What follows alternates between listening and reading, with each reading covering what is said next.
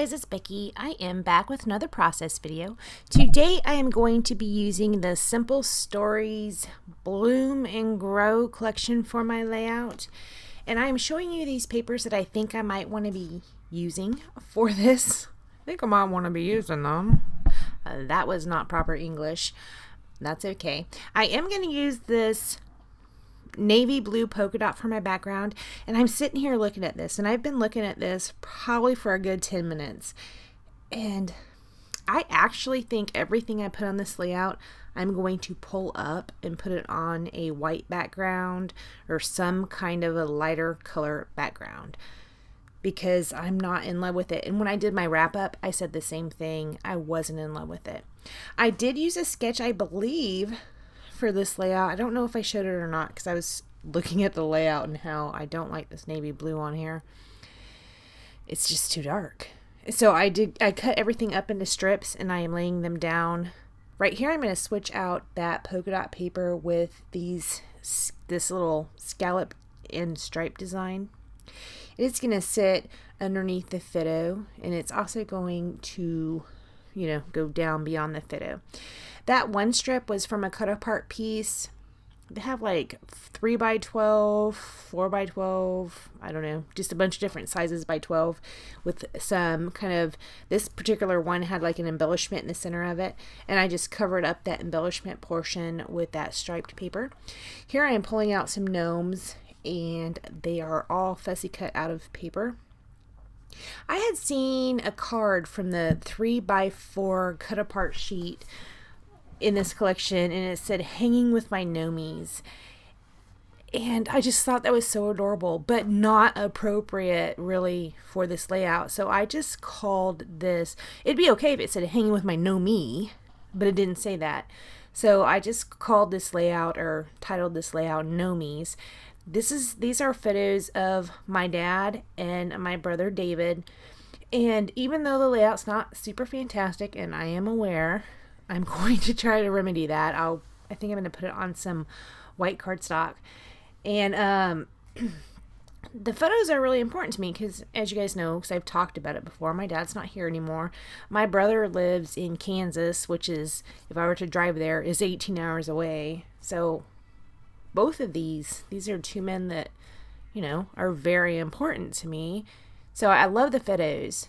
I'm a little bit sad that I don't love the layout as much, and I did not do journaling on it. This is one that I thought I would do a 6x12 insert with, just with like a big blurb of just words talking about all the things next to it.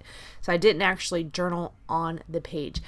And actually, I have been getting away from journaling on the page a lot lately. I will journal on the back, which is what I used to do when I first started. Or more recently, I've been doing a lot of inserts with my journaling on them, whether they be 4x6 inserts where you just like stick it in one of the rings, or hidden journaling on a big old tag or something like that. I haven't been putting a whole bunch of journaling on the front. I don't really know how I feel about that, because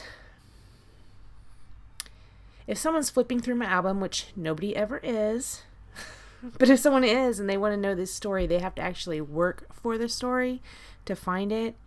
I don't know. I guess it doesn't really matter that much to me, because basically I do this for myself, I guess.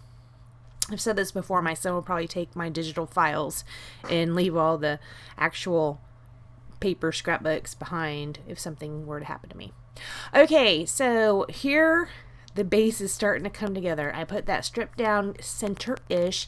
I am putting these white checks, one on the right and one on the left. I'm going to go ahead and slap that scallop and striped piece at the bottom of the yellow check paper right there, and that photo embellishment piece was on that paper. That little washi strip right there, you see it? It's kind of like a diagonal.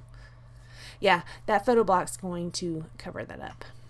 I did, when I was running my mouth, I did pull out several pieces of ephemera that I thought I might want to use. I don't end up using everything, and a lot of things that I had put on the page thinking that I was going to use, I don't.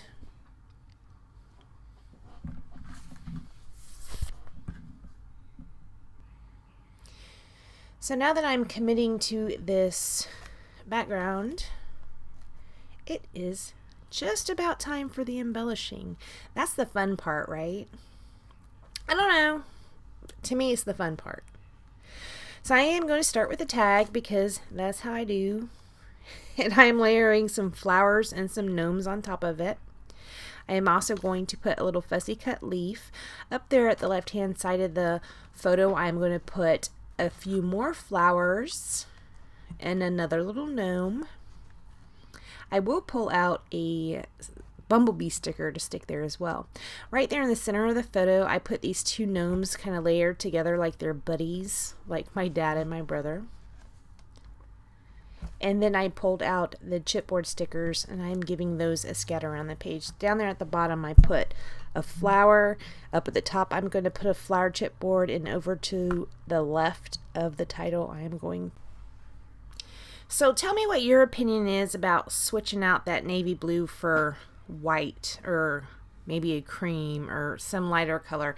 This just looks so heavy and dark, and that's not how I meant for it to go. So let me know your opinion on that.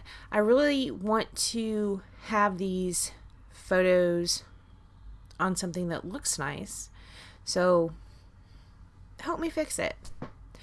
Okay, so I did pull out the Kelly Perky ink in this navy blue, and I am inking all the edges of my embellishments with this ink.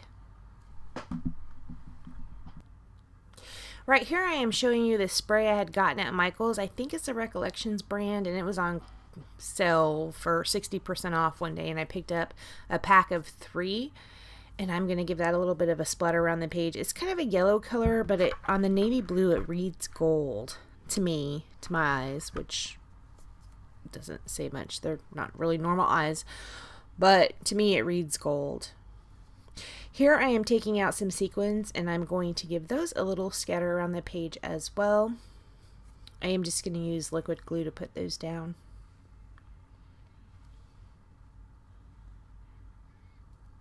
There, I was soaking up some excess splatter. I want to put something underneath that title right there, but I don't end up doing that. I end up leaving it as it is, I believe. I don't usually leave this part in, but this was a short video, so I kept it. Right here I pull out some enamel dots, and I do put down some yellow and some green. I do put down a red one as well.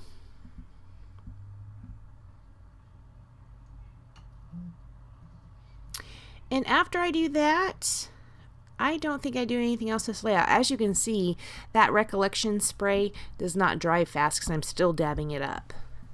So it is not a very fast drying spray. Alright, this is it. I am going to be doing some freeze frames on different embellishment clusters because I, again, did not take photos at the end. And that's all I do. Thank you so much for joining me, and I will see you next time. Bye, guys.